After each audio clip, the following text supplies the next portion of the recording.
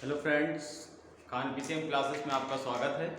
और आज जो आपके लिए टॉपिक है वो है कूलाम के नियम का सदिश रूप। Coulomb law in vector form क्या है ये जानेंगे हम। इसके लिए हम दो आवेश ले लेते हैं। पहला आवेश Q1 और एक आवेश ले लेते हैं Q। दोनों को मिला देते हैं। पहला आवेश Q1 हो गया, दूसरा आवेश Q2 हो गया। बीच की डिस्टेंस R मान लेते हैं।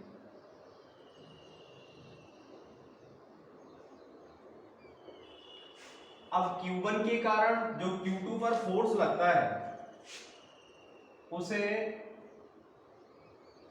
F12 वेक्टर से लिख देंगे। क्यों वेक्टर क्यों लगाएंगे? क्योंकि बात चल रही है सदिश रूप की। इसी तरीके से जितना बल Q1 के कारण Q2 पर उधर की ओर लगता है, इतना ही Q2 के कारण Q1 पर फोर्स इधर की ओर लगता है। ये आपका हो जाएगा F21 वेक्टर। Q1 के कारण Q2 पर फोर्स F21 वेक्टर और Q2 के कारण Q1 पर फोर्स F21 वेक्टर। बीच की डिस्टेंस R है। अब इसका जो Q1 के कारण Q2 का स्थिति सदिश है, एकांक वेक्टर जो होगा वो R12 वेक्टर हो जाएगा।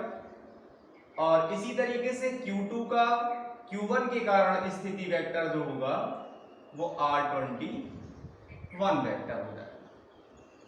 डायग्राम कंप्लीट है। अब लिख लेते हैं। माना दो आवेश Q1 व Q2 हैं जिनके बीच की दूरी R है। Q1 के कारण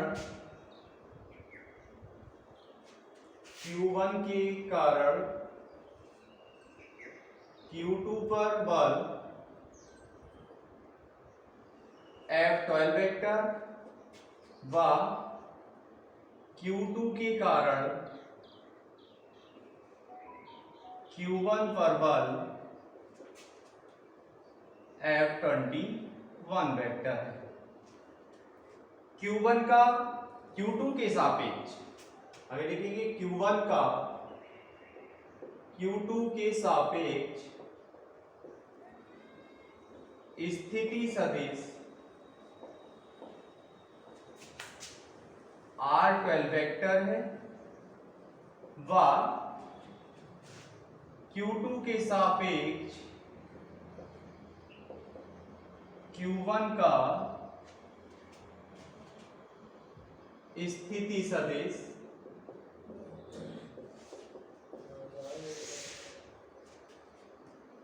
R21 वेक्टर।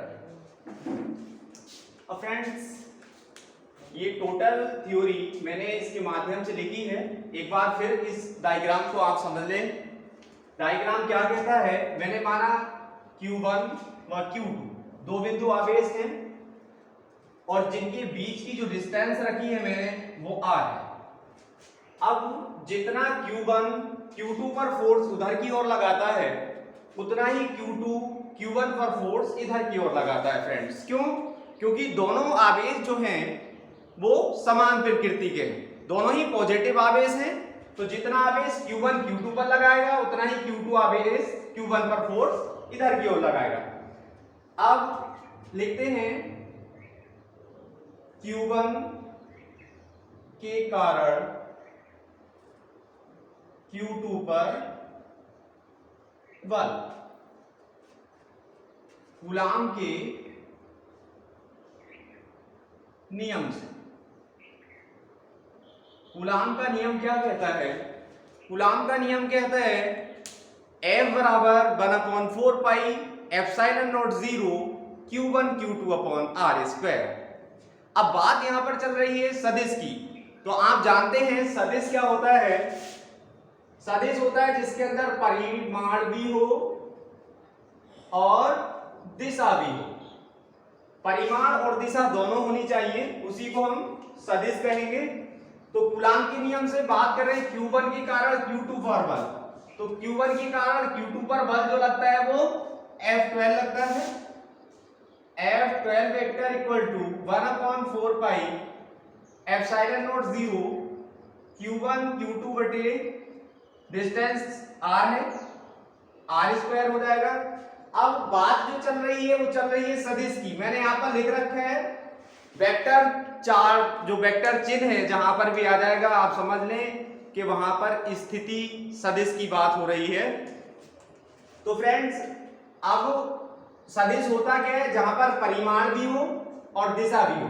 तो परिमाण तो हुआ ये, और दिशा जो है इसकी वो Q1 से Q2 की ओर जा रही है। तो इसका जो सदिश एकांक सदिश है वो एकांक वेक्टर जो है वो कितना है, R12 वेक्टर यहां पर लिख देंगे, इक्वेशन नंबर फर्स्ट। इसी प्रकार Q2 के कारण Q1 पर बल, Q2 के कारण Q1 पर बल लग रहा है F21 वेक्टर, लिख देंगे F21 vector equal to 1/4 pi epsilon naught 0 Q1 Q2 बटे R²। इसका एकांक सदिश R21 वेक्टर, इक्वेशन नंबर 2। अब हम जानते हैं R21 वेक्टर बराबर माइनस का R12 वेक्टर, क्योंकि अगर हम इसे खोलेंगे तो ये हो जाएगा R2 माइनस R1 और ये हो जाएगा R1 माइनस R2। जब वहां से कॉमन लेंगे माइनस को तो दोनों ही आपस में क्या होंगे, नेगेटिव चार्ज के साथ बराबर हो जाएंगे। तो इसलिए F21 vector equal to 1/4 pi epsilon naught 0 Q1 Q2 बटे R², तो ऐसे ही रहेगा। और R21 वेक्टर की जगह आप क्या लगा दें, माइनस का R12, तो यहां पर ये निगेटिव कर देगा इसे R12 वेक्टर। ये समीकरण नंबर 3। अब समीकरण 1 व 3, समीकरण 1 व 3 की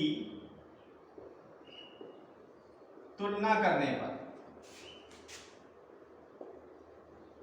समीकरण 1 व 3 की जब तुलना करेंगे तो आपका समीकरण बनेगा F12 वेक्टर बराबर माइनस का F21 वेक्टर, क्योंकि ये जो वैल्यूज है ये आपकी F12 की वैल्यू समीकरण 1 से हो जाएगी, और इसलिए F12 वेक्टर बराबर माइनस का F21 वेक्टर हो जाएगा। और ये आपने पढ़ा है क्लास 9th में भी और क्लास 11th में भी। यहां क्या लिखेंगे, ये क्रिया प्रतिक्रिया बल बराबर है। आपने सुना है गति का तृतीय नियम, न्यूटन के जो नियम है उसका थर्ड लॉ है ये। तो लिख देंगे यहां पर कूलाम के नियम का, कूलाम के